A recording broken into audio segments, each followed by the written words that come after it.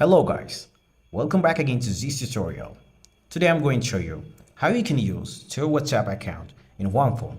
These steps are completely the same for all Android devices. In my case, I'm using Samsung Android devices. So, first, just straight jump to your setting, scroll down until you find advanced features. Scroll down and tap on Dual Messenger.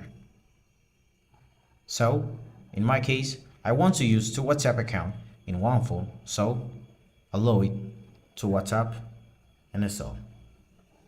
Scroll down and confirm. Off. Come back.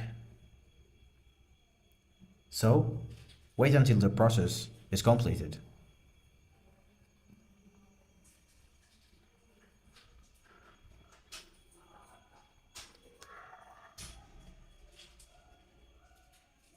Now, go to your back home screen and see if there is change.